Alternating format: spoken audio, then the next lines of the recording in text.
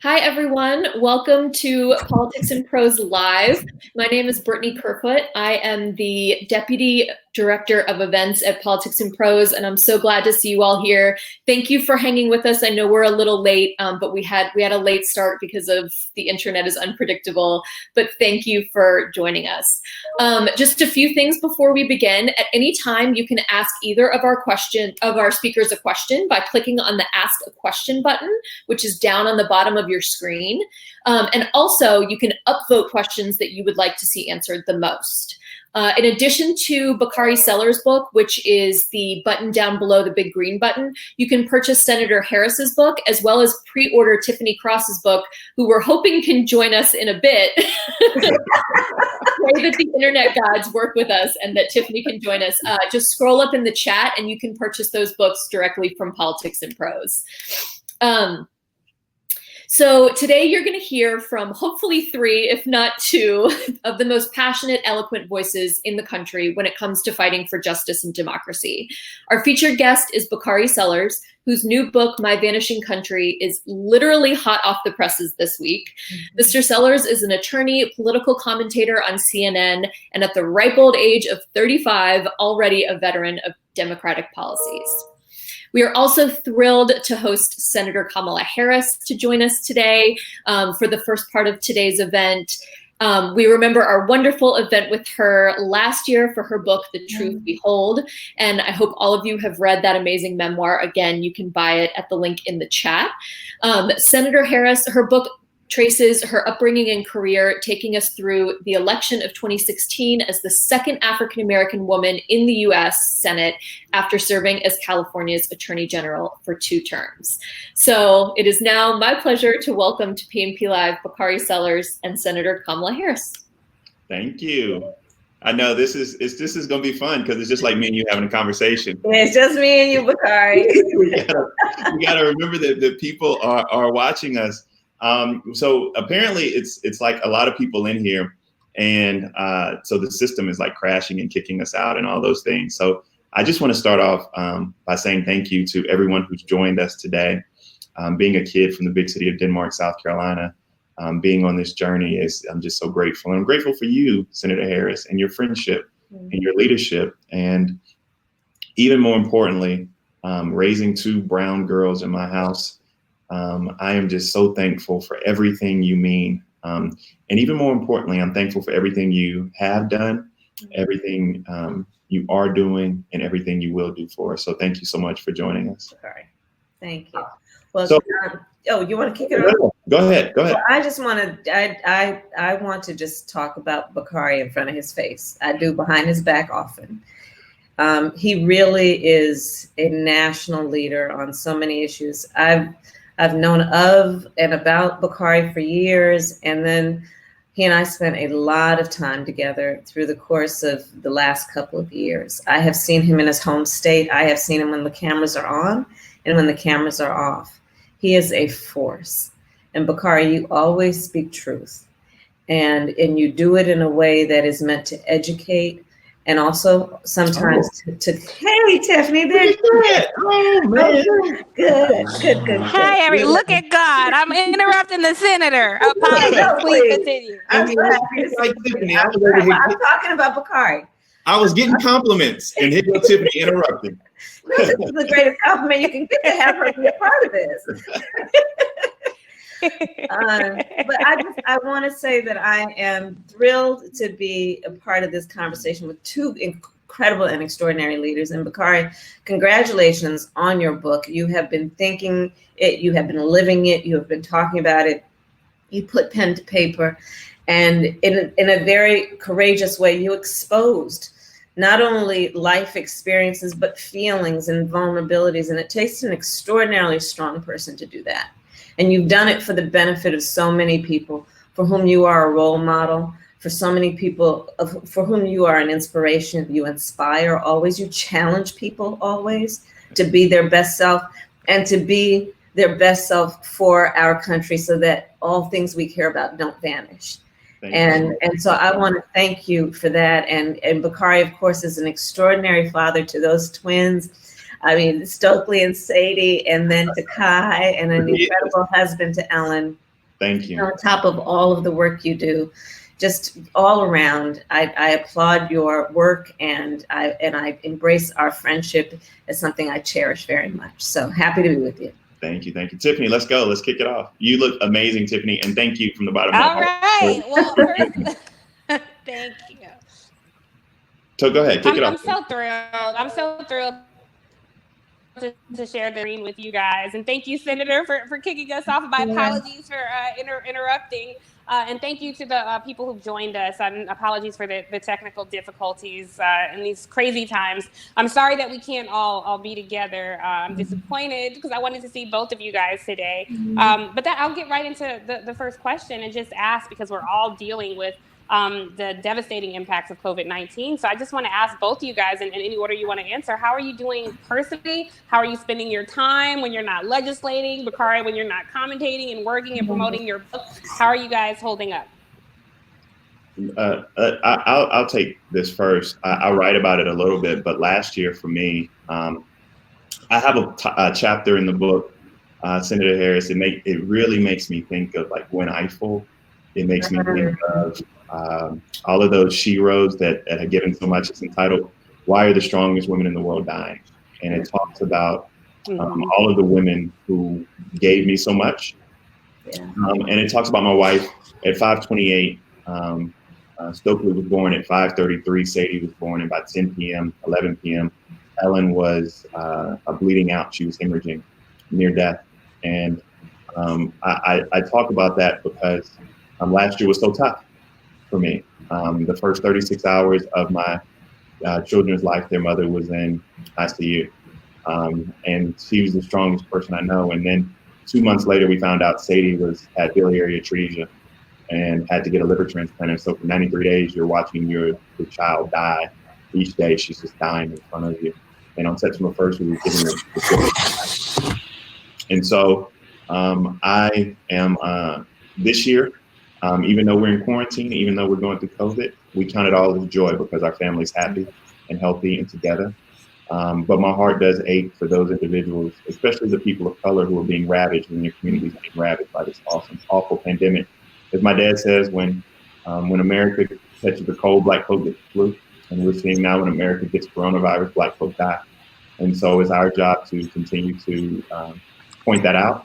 And it's your job, and you're doing an awesome job of illustrating it and putting some policy together that helps us all. Senator.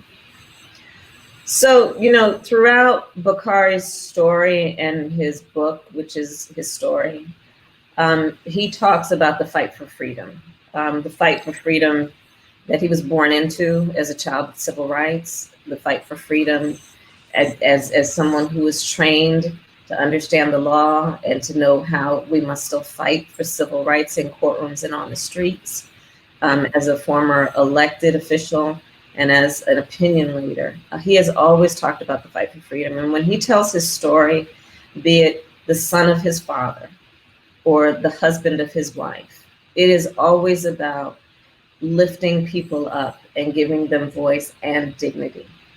And I would love to hear more about, don't be modest. I want to hear more in this conversation about how you thought about all of that in terms of what you decided to write and how you decided to compose it. Well, I mean, Senator, I'll tell you, people ask me, your book's coming out during this time period. And it's coming out during the middle of a pandemic. What do you think about that? Yeah. And it's coming out when we're talking about Breonna Taylor. It's coming out when we're talking about Ahmaud Arbery. Yeah. And I'm like, oh my goodness, my book it's perfect. It's perfect for this time. But then I get sad. I get into this realization that this book is evergreen, because if it would have come out 4 months later and we would still be talking about issues about systemic injustices, we would still be talking about people of color whose lives were cut short due to no fault of their own. And so I wrote what I wanted to be my truth. And you always talk about speaking that truth to power. And I think it's because of the way we were raised. I think having those civil rights heroes in our kitchen when we were growing up is because I hear it all the time. Because whenever I tell your story of who you were, you remind me, and I talk about him in the book a lot. I talk about Uncle Julian, but you remind me so much of Julian Bond. Yeah, because just of that inner passion and desire to, and one of the things I want people to know is that inner passion and desire comes from our lens of the movement. Yeah, that's right. And you know, you utilize that, and you look at your politics very similar to that, but you also believe that you can change the system from within. Right. So I appreciate that. That's right. That's right. So I want to ask one thing that's interesting about the three of us sharing this screen. We all attended HBCUs. Shout out to this Morehouse man. Shout out to the real HU. You know. Right here. And I want to ask you both, Bakari. I really loved reading the about the Morehouse mystique. You know, yeah. It touched. It brought up memories. And I thought you were very honest in your storytelling about your time at Morehouse, about some of the challenges, and it's really where you developed your leadership skills. So I would like for you both to talk a bit about how being HBCU graduates helped form your world opinion, and how it also helped you navigate politics and policy in your lives today. I'll let Senator go first. She went to the real HU. You know. You know, that I was raised to believe that I could be anything. Bakari, you've heard me say, you know, to see what can be unburdened by what has been. That's how I was raised. I was raised to know that we have so much in terms of struggle, but so much in terms of promise. And it was that, and I had an aunt who went to Howard, so I went to Howard. I always wanted to go to Howard. I went to Howard. I ran for my first office at Howard University, freshman class representative of the Liberal Arts Student Council. Being at an HBCU is in many ways about being in a family that is a family that is going to challenge you always to be your best self. Mm-hmm. It is a family that is never going to put up with your excuses for why you can't be or do something. Mm-hmm. It will nurture you. And it will challenge you to then go out into the world and reflect all that you have learned and make us proud. That's what an HBCU does. And it reminds you that you will never be alone. I look at so many of the graduates of HBCUs in the last couple of years that I've met or mentored. And there's a very special confidence that comes with in your formative years of 18 through 24 years old, when you're figuring out who you are in the world, not in the context of your family or your neighborhood or your church, but in the world, to be in an environment that encourages you to be the best, knowing that you stand on the shoulders of people who are American and international leaders, Amen. Global leaders. At Morehouse College, I mean, you on campus, you see Spike Lee running through campus. You see the images of Edwin Moses. You know the Julian Bonds. I tell the story about Samuel L. Jackson. Many people don't know that Samuel L. Jackson had to take a involuntary moment away from campus for holding the Board of Trustees hostage. I talk about that. We know the names of Dr. King and David Satcher. And it was always about a crown being placed above our head that we can grow into. But it taught me something else too. People always ask me, especially when I speak to groups of young people of color, they always ask me, what can I do for my community? And it's something that I learned at Morehouse. It's something we learned at HBCUs. The number one thing you can do is be an example. That's right. And I think back to that picture of Jacob, Philadelphia. Jacob was 4 years old, and Jacob was in the Oval Office with his parents, and he got a chance to ask, 44, he got a chance to ask Barack Obama one question, and he asked him, does your hair feel like mine? Mm. And Barack Obama leaned over, and Jacob reached up and touched his head. And when Pete Souza took that image, it encapsulates everything that we're talking about. It's about being that example, because the doctors that I know, the lawyers that I know, the scientists that I know, the next presidents that I know, all of these things, we feel like we can accomplish that. We feel like we're proud of being unapologetically Black. We're proud of living that truth, and I talk about in the book, I don't want anybody to tell me that they're colorblind. I want people to see my full value and richness of my experience. And when people read this book, a lot like you learn about the HBCU experience, I think people of color are going to get pride. And I think white folks who read this book are going to get understanding. Because if we're going to ever come together, if we're going to ever have tough conversations on issues of race, We have to have empathy, compassion, and understanding. And that's really one of the reasons that I put these words to paper. Well, I got emotional a few times reading the book, Bakari. I laughed a lot, but I also got choked up a few times because you were really, I know you, so it was really interesting to see you being so raw and vulnerable in this book. And you talked about something that I think doesn't get enough discussion is Black men and mental health and what Black men are going through. So I love that part of the discussion. But I want to touch quickly, because I know that we have her for a limited amount of time. I want to touch quickly on the commonality that you all share. And the part where I really teared up, Bakari, is when you talked about your experience around Black maternal health and what you and Ellen went through in the hospital, and how you were intentional about having Black doctors in the room for them being able to trust you and trust you and your wife and what you went through. You were a mother. I mean, you literally, when they said, I was trying to picture you, Bakari, he said the nurses gave him plastic nipples to breastfeed the baby. I tell you, I'm going to tell y'all a picture of that. So, since it's just the three of us, I'll tell you, sometimes when you have too much fun on a night out, and you come back in and you say, "Dear God, if you get me through this night, I promise you I'll never do it again. I'll never drink again." I was giving that Dear God prayer. If you get me through this moment, bring my wife back to me. Please, I'll never do X, X, and X again. I was on my knees. But I want to ask the senator, because for a long period of time, this wasn't an issue that was on the forefront. Yeah. And you carry it as your mantle. I mean, people ask me, they're like, tell me why you support Senator Harris. I'm like, she speaks for me. She speaks as a Black man.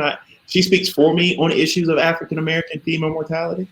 And so, what made you carry this banner? Because what we learned in the hospital is it doesn't matter if you're Serena Williams, doesn't matter if you're Ellen Sellers, and doesn't matter if you're on Medicaid. You're 4 times more likely to lose your life while giving birth than your counterparts. That's right. Well, there's a lot to how I came to the issue, including the fact that my mother was one of the very few women of color in science. And she had 2 missions in her life: to raise her 2 daughters and end breast cancer.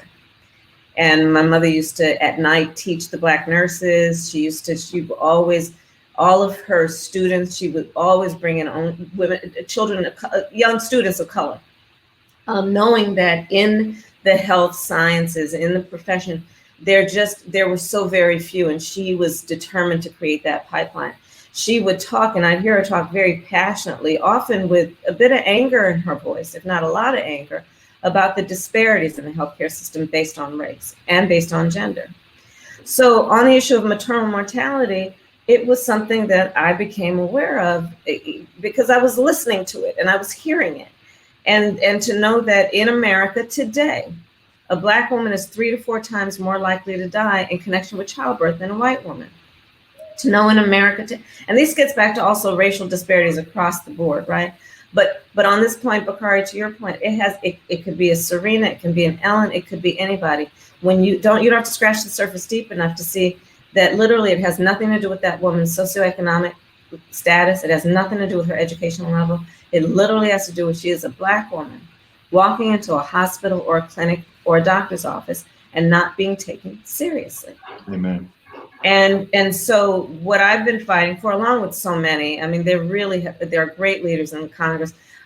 People like Lauren Underwood, one of the freshmen. I love Lauren. Yes, I love her. Alma Adams, who is one of our mentors to all of us, and I could go on down the list. And what we've been doing is fighting for the resources to go into, one, the collection of data. So we stop making women and families and husbands and families talk about this in terms of anecdotally. The data is there, so let's collect it. Part of what we're also saying is have the data collected by people who actually are from the community and understand the experience, and also have people who are from the community interpret the data.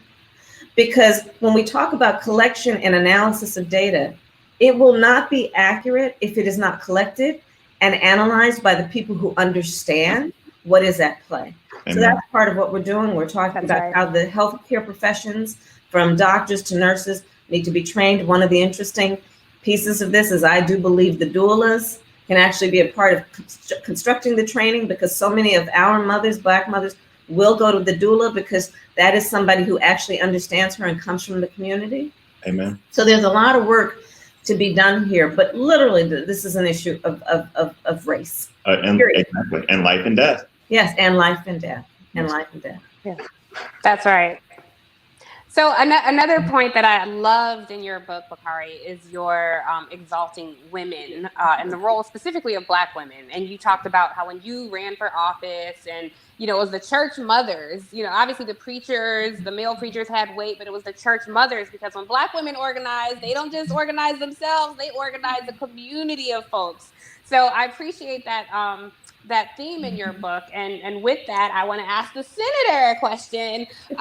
Given the role that Black women have played in the Democratic Party since 1965, and we're in a presidential election year, Black women have shaped and saved democracy countless times in America. What role do you think Black women should play in this next administration?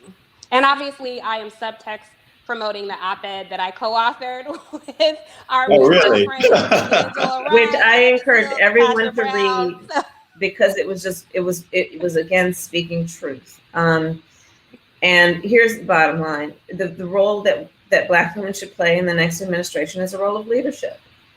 I mean, I even said on the debate stage when I was a candidate for president, you know, Black women are tired of being thanked, right? I know you should thank me. What you need to do is show that the priorities of Black women are the priorities of everyone, because they should be, by the way. This is not quid pro quo. It's because they should be. Amen. And often Black women have to fight so hard to make that clear, that they should be a priority. And so this is it, right? That's it at the bottom line. And it has to be about the recognition that Black women's issues are everyone's issues are Black women's issues. When you want to talk about climate change, and you know that Black families are disproportionately likely to live in communities with poor air quality. When you want to talk about national security, and you know that Black mothers are sending and fathers are sending their sons and daughters into the military and therefore into war. You want to talk, I mean, I could go down the list. You want to talk about the businesses and small businesses. Black women are the fastest growing entrepreneurs among small business owners. And we could go on and on down the list. So we still have a dearth. I'm only the second Black woman elected to the United States Senate in the history of the United States Senate. When I was elected Attorney General of California, I was the first Black woman to be elected Attorney General. There are still so many firsts that we are making, and it has to be everyone's commitment to say that we need equal representation in government if government will be is to be relevant and fair and do the work of justice. You know, Sadie's going to be in the United States. I appreciate that, and the leadership that you've shown in the Senate on issues. Go ahead, Bakari. No, I was going to say Sadie's going to be in the United States Senate. I just don't want her to be third. I want there to be some progress made between now and then. But I you know why I wrote that? Because this book, for me, down south, we always say you got to give people their flowers while they living. Yeah. And for far too long, we have not given our respect and given our honor to the hardworking backbone of our community.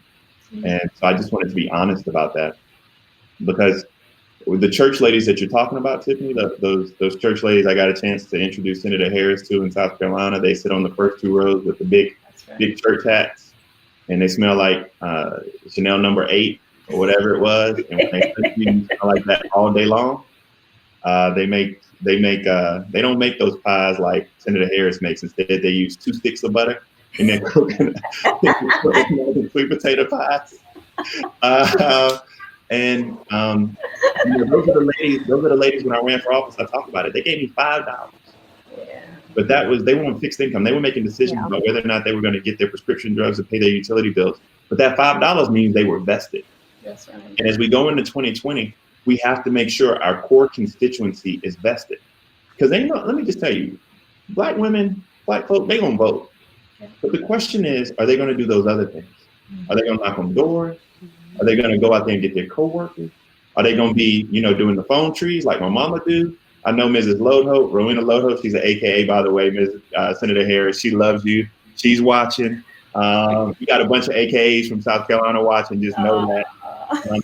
They lift me up. And I'm just saying, these women lift me up. And so I wanted to show my love to my community, to show my love to people of color.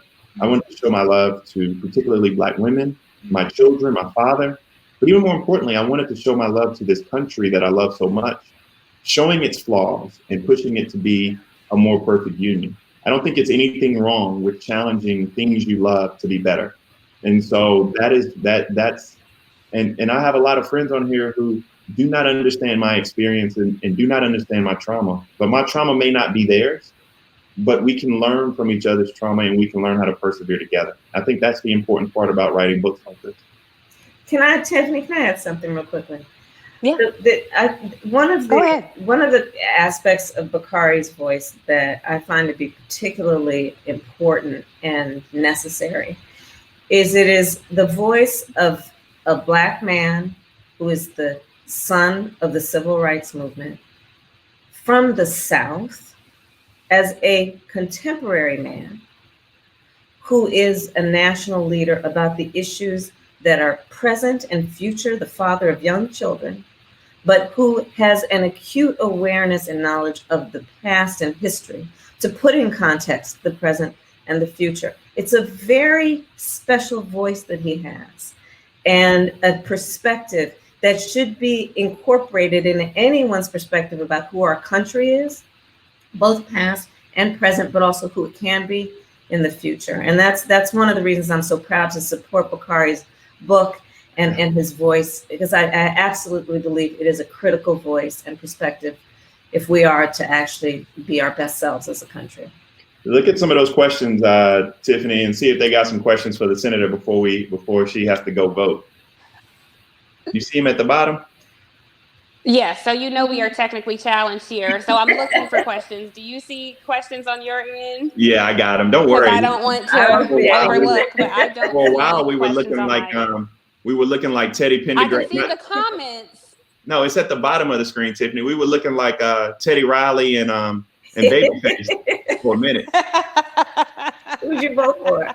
At the bottom of the screen, I don't see questions on. Don't worry, I got it. It says, how can we reach out? Please feel free to ask them. I don't see it on my screen. Oh, I got you. This is a good question from Steve Greenberg. It says, how can we reach out, invite, and basically give the communities of color a reason to vote? Your voices need to be heard.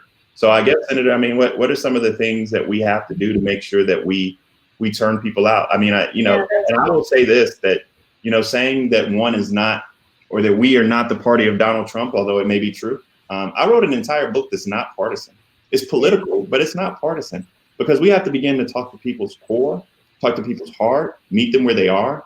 And that gives them reason to come out. So what are you looking forward to? Yeah. And let me also say this, Senator, this is a huge challenge, but Sadie and Stokely and Kai do not deserve to live in a country that Donald Trump is president of. These children deserve better than that. And so what are we going to do to make sure we provide them with what they deserve, which is better than what we have? So the question Steve asked, it has to do with also voting in the election. So I'll share with you a bill that I have. I named it the Vote Safe Act. So forever, all of us have fought to remind people, to convince people of why they should vote, what's at stake. It's the United States Supreme Court, which is going to decide things like, do people with pre-existing conditions have access to healthcare, or are they cut out of the system? It's going to decide things like criminal justice reform, the Supreme Court, right? There's so many different issues that are presented that directly affect people's lives that will be determined based on who holds these most important positions, and in particular, who is the commander-in-chief and president of the United States. So forever, we have had the challenge of reminding people of why they should vote. Mm-hmm.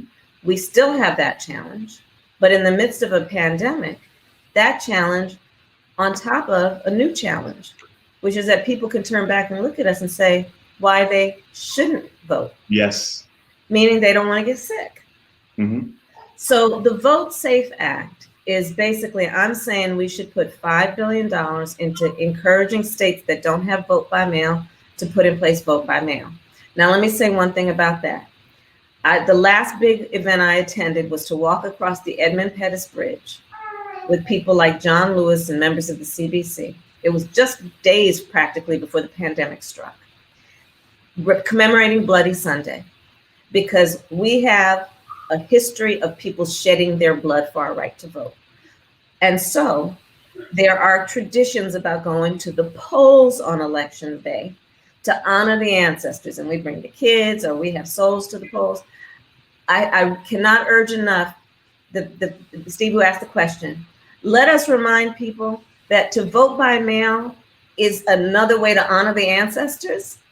Don't fight against voting by mail. You can vote by mail and honor the ancestors. So vote by mail. Encouraging early voting. And so I'm bringing all this up to ask everyone to advocate for this from your elected representatives.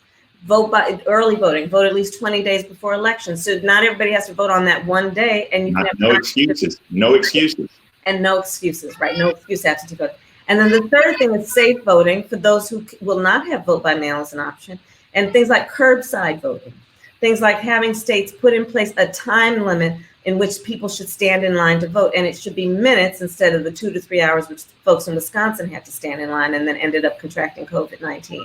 These are some of the things before us. So it is about reminding people why they should vote and also encouraging safe voting and letting people know about how they can vote in a safe way so they are not deterred in this most important election of our lifetimes. We have got to show Donald Trump back to Trump Tower and elect Joe Biden president of the United States. It is so critical. And with that, I know you got to go vote, but hold on one second. Can you bring Stokely in here, please? Oh, let me see. Can you bring Stokely over here, please? I'm summoning Stokely. I think Sadie's still asleep, and Ellen's gonna get mad at me. Okay. But we're gonna be here for Don't wake up the baby unless you're prepared to actually handle that. Cuteness overload. I know, and we're gonna still answer some of your questions and everything. I just want. Let me see. Can you bring Stokely in here, please? I heard him earlier. He's coming. So while Stokely is being summoned. Just come in. Okay. You talking about they? Well, I just want to say for the while we're waiting for the baby. Can we my wife is having to brush his hair. She don't want him seeing without his hairbrush. I was like, do you see his daddy? Well, in your book you write about Ellen in the hospital saying she needs to keep her lashes in the hospital. So the women will appreciate some of the stories you tell from a Black woman's perspective, Bakari, because I put on my lashes for this today. Here he is. Shout out to Ellen Sellers.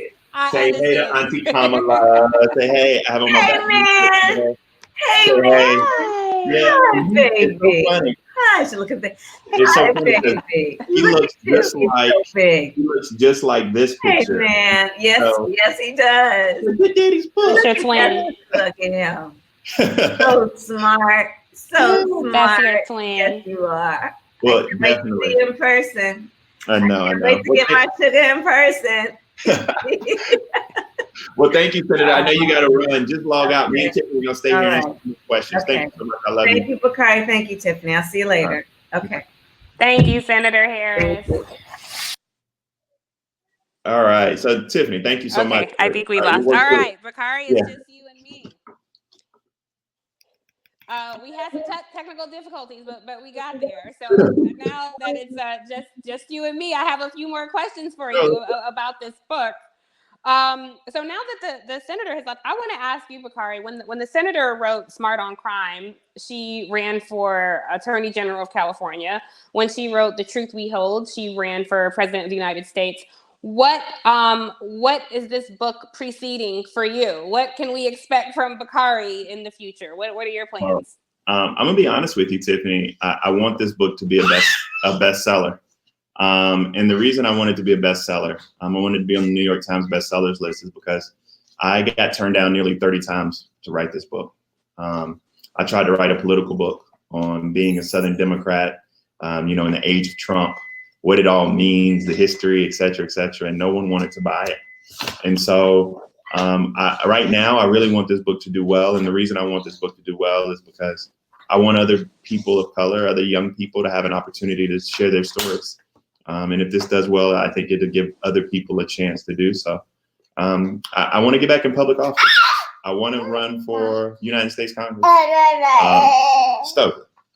Stokely. I want to. He's already prepared. I know he talks about as much as his daddy. I want to run for United States Congress one day soon. I want to continue to serve this country. One of the best things I've ever learned is being out of office. You learn that you're not nearly as important as you once were, or as you thought you were. That's even better, as you thought you were. And I'm really focused on being a good husband and a good father. I mean, those are my immediate goals right now. I love that. And let me just say, for the people, I know everyone here has already bought the book, but you can still buy another copy. And after having read this book, and I have a lot of friends, obviously, who went to Morehouse and talked to them about what I read and encouraged them to buy the book. What I told them about it, they said, had I read a book like that when I was in college, it would have encouraged me. It would have shaped my path. So for the people who are here, if you have young people in your life, this really is a great read. It's an easy read, but it's comprehensive and talks about so much. So I would encourage people to share this book. I'm going to buy copies for my little cousins so they can read this book, because you can't aspire to become what you don't see. And I feel like, Bakari, even though I know you, I feel like after reading this book, I understand you so much better, because you were a seed that was planted in the civil rights movement, and you really had no other choice but to do what it is you're doing now, to continue on in the legacy of your father, and of the growing up around the amazing people you grew up around. So it's so touching to read those stories. And I just, while we have folks here, I just want to ask really quickly, you can respond in a second, and I just want you to include this in your answer. I thought what I think people value most is authenticity. And I feel like this book, you were so authentic, so vulnerable, so open, particularly what you talked about with anxiety. And I would encourage people to finish the book or buy more copies for other people to read about that, because mental health of Black men is something that doesn't get enough attention. And reading this, I thought, I want someone like Bakari in Congress. We as a people would be better served with someone like this in public office. And there are people who run to rule, and there are people who run to serve. And after reading this book, I'm like, Bakari has a heart of a servant. So just thank you for your words, and I interrupted you, so please go ahead. No. I'm from, and somebody asked a question about being from Denmark, South Carolina. And, you know, when you talk about my vanishing country, you talk about places that once were bubbling economies. You talk about, we used to have a bakery that was across the street from the theater, that was down the street from Five and Dime, that had an appliance store, furniture store, record store, and all of those things are drying up. We live in a food desert. Lack of access to the corridor of shame. Corridor of shame. Right on the outside of the footprint of that. And so when you go through all of these things and you live that life of trauma that it means from being, you know, Black in this country, or a person of color in this country, sometimes you get caught up in your own head. And that's what I was on recently with the Yala Van Zant, and I refer to it as getting caught up in my own head. And she said, no, it's when you're in your own head without adult supervision. And that's a great way to describe it. And my anxiety is something, I call it an anxiety of Black man's superpower, because I wanted people to realize that fear that I have, the fear I have of death, the fear I have of failure, you can utilize that if you don't let it paralyze you, to push you to the successes you want. And so I want all the people out there who are going through this period, because we're all suffering from a trauma now of being quarantined, watching, I mean, anybody who sits here long enough and watch death totals rise daily, it's gonna do something to you. And so I want people to focus on their mental health, emotional health, spiritual health, and physical well-being as well, because I think it's necessary to cope in this new environment we live in. Thank you for that, and I concur. We're all going through something traumatic, whether we realize it or not. Another question that I wanted to ask you about the book. When I first heard your title, My Vanishing Country, I assumed one thing, but after reading the book, I felt like country was a pun. Yeah. So talk to me about the title of the book, and am I correct in my assertion that country is not what you think it means? I try to give it some meaning. Because people have this theory that being from the South, you ascribe to this notion of anti-intellectualism. Like, Right. they think that we all married to our cousins, and that Right. we can't complete sentences, and that we don't contribute. And what I wanted to lay out was an historical analysis, just showing that this, the Black cultural liberation, the Black power movement, the freedom movement, all the sacrifices we were made, not just Emmett Till, but all of those bodies that Emmett Till represent that lie in the bottom of the Mississippi. We stand on all those shoulders. And so I wanted to give country some meaning. It's also a look at the promises that our country maintains that we all should have access to, the promises of freedom and justice, pursuit of happiness in life. But until we start to give our fellow man the basic benefit of their humanity, and until we start to give our fellow man a level of empathy and compassion, we won't get there. And so I firmly believe that if individuals read this book, they will garner an understanding not just of Bakari. This isn't about Bakari Sellers' life per se. I just used the characters, my character, other characters in the book, to show the struggle of what it means to be a person of color in this country. And I want you to read it with a sense of pride. I want you to read it with a sense of optimism and hope. And I want you to read it with a sense of understanding. I cannot move beyond that, because the most difficult conversations we have in this country are conversations of race. I want my Vanishing country to spark those conversations, but through a lens of understanding and cultural awareness. You can teach me how to be, you can teach me geometry, you can teach me the English language, but you can't teach me Blackness. And so I want people to pick this book up, be able to read it, consume it, and learn the value and the richness of the culture that I love and that I'm unapologetic about. And I think that's a really good point that you raised. This is a book about so much, but one of the concurrent themes I thought was being Black in the South. And I think so often when we write about Black people, that some people assume this is a book for Black people. But what I got out of this book, this is a book about Black people in the South, not exclusively for Black people in the South. So really, we're all Americans, and we should all be curious intellectually about our brethren, about our fellow countrymen. So I hope that people, outside our community can get something out of this book, because I'm certainly going to gift it to people outside our community. And you talk about working with Republicans. That was something that surprised me. I didn't know that you hired Republicans to work with you when you ran statewide. What led to that decision? Oh, and actually, Kelly Saddlemeyer, my good friend Jared Logo is probably watching too. He is my best friend and advisor on all things. But Kelly Saddlemeyer is one of the best data people. I wanted to give myself the best chance to win. But in South Carolina, we punch above our weight. I served with Tim Scott. We used to make Tim Scott buy lunch because he was the new kid. He got elected in 2010. I was in the House when Mark Sanford was governor. Mick Mulvaney was the president of my freshman class. Mick Mulvaney was the former White House chief of staff. Nikki Haley sat next to me, not in my same desk, but in the desk next to me. Jeff Duncan's a member of the United States Congress, and so we definitely punch above our weight. And it taught me a lesson of practical politics.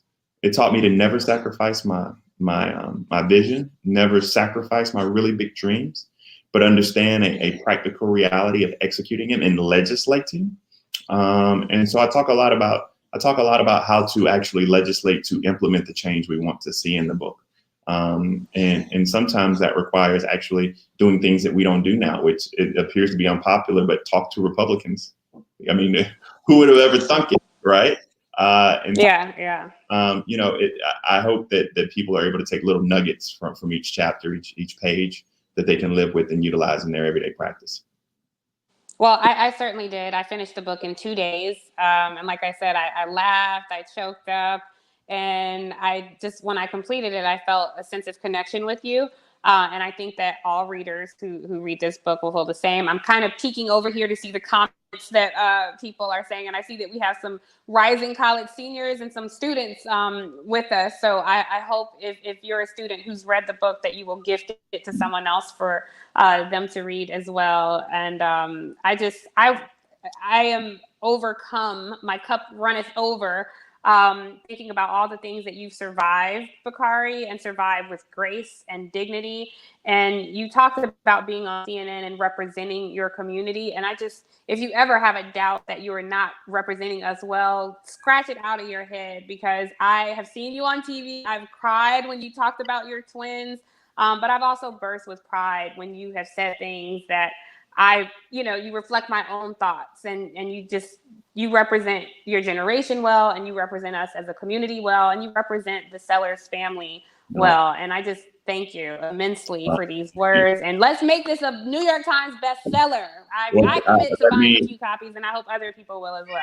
Definitely. I want to say thank you for hosting this with me. I want to say thank you for everybody coming. We had too many people in here, so it was crashing the site. That's a good feeling to have.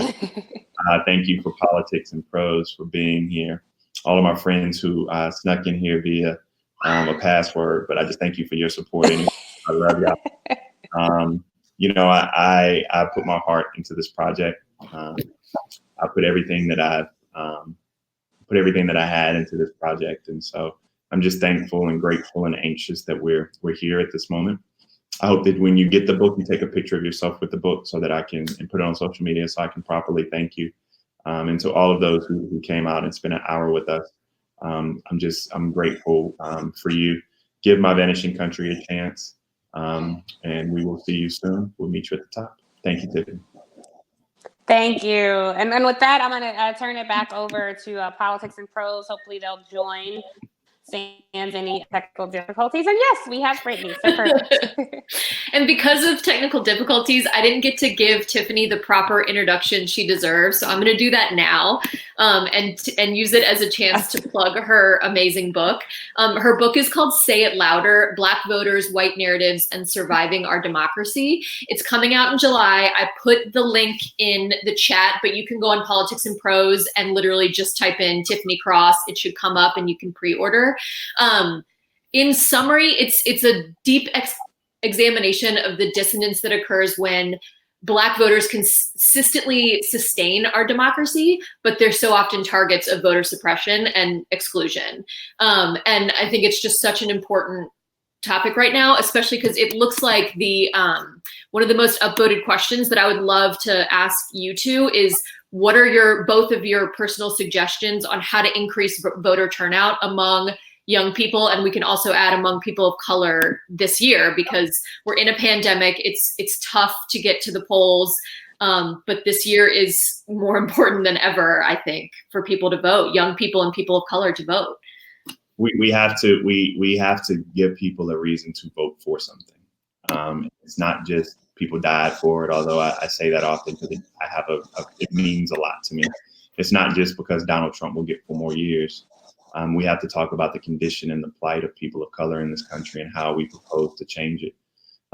That's why it's important that you have an agenda that lays out the issues you're going to talk about. That's why you have to have representatives that look like us. I would love if Kamala Harris was the vice president of the United States. I would love if there was a Ketanji Brown Jackson or a Danielle Holly Walker on the Supreme Court. I would love if we laid out a list of those individuals who we would appoint to district court judges. I'd love if we fixed the water in Flint. I love if we make sure that we give people of color access to capital so that we can continue to accrue wealth in a country that has barred us from accruing wealth for a very long period of time. I would love if we just had those opportunities to be free under an administration that cared about us, pointed to us, and wanted us to be successful. And so I think that those are all things that we push Joe Biden for, and he is coming there. And those are all also things that, as a platform, that somebody with a platform like myself and an advocate, I go out and articulate. Because as I said earlier, and I'll say it again, Sadie and Stokely just got here. They don't deserve Donald Trump. They haven't. I mean, they break plates and they aggravate me sometimes, but they don't deserve Donald Trump. And so we have to make sure we give them better. Tiffany?